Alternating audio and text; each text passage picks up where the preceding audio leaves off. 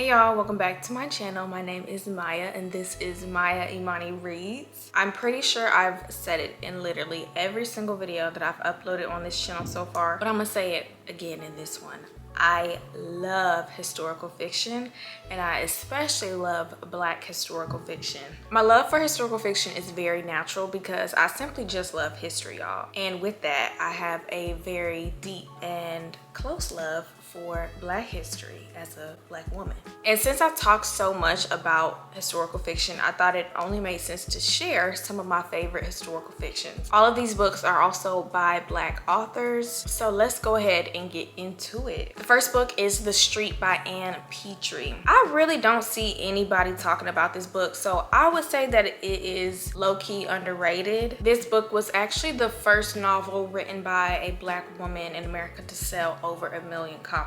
And so to have that type of accolades, and I don't hear nobody talking about it like that, is a little shocking to me. But that's why I'm talking about it today, and I will talk about it forever. This book follows our main character, Ludi Johnson, in 1940s in Harlem, New York. She's a recently new single mother. Her and her husband are like in the process of separating / getting a divorce. And so she's trying to just find her footing for herself and her son. She ends up moving to a new apartment all by herself with her son, you know, which is something to be very proud of, but it's not necessarily in the best neighborhood. It's not in the worst, but also not in the best. And if I remember correctly, I read this book at the top of last year, so it's been a year. But if I remember correctly, she's also trying to, you know, find a new job, and she works pretty long hours. Because of this, her son is home alone a lot. Her landlord is also a very creepy man,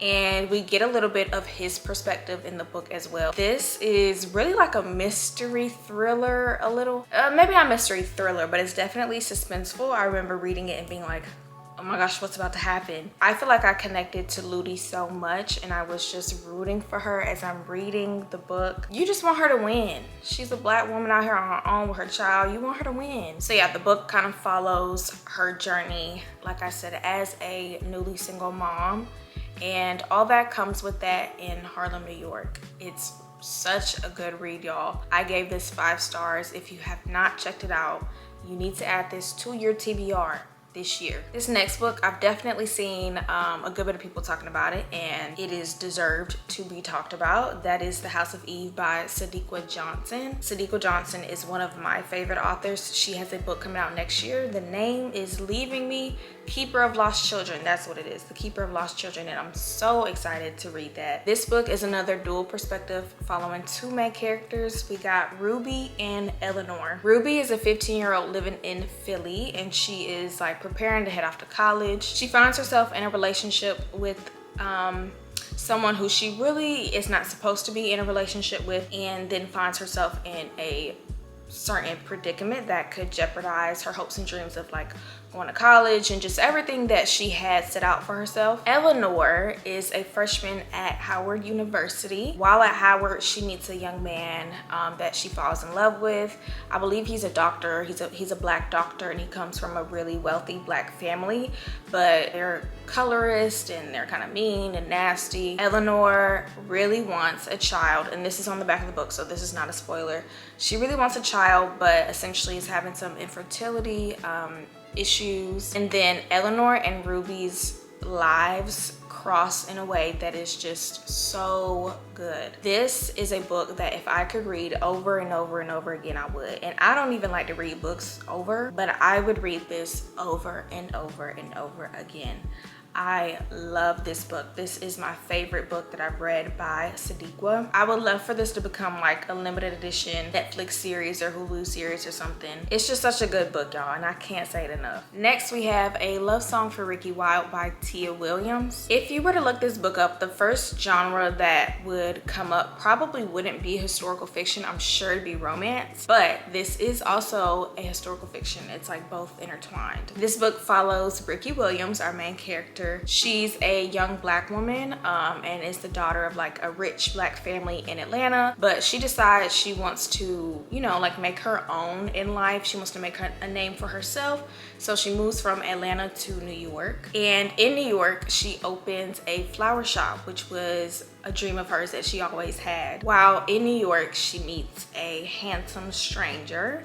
And of course, their love story kind of unfolds from there. But the historical aspect comes in because it kind of, how can I say this without like spoiling it? The book is set in today, modern times, but it talks a lot about 1920s Harlem. And so you're learning a lot about what it was like in Harlem during those times, you know, of course, the Harlem Renaissance. And personally, I know about the Harlem Renaissance, but I don't know about the Harlem Renaissance.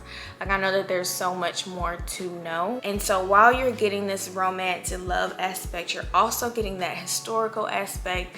And I feel like Tia Williams did a great job of like bringing them all together into one. There's also magical realism in this book, which is why I'm like trying not to say too much. You just got to read it for yourself, y'all. I gave this 4.5 stars. Okay, y'all, book number 3. This is another one of my favorite authors. She's also my Spelman sister. This is Leaving Atlanta by Tayari Jones. Like I said, Tayari is one of my favorite authors, so this is probably the 4th or so book I've read by her. This was actually the first book that I read by her.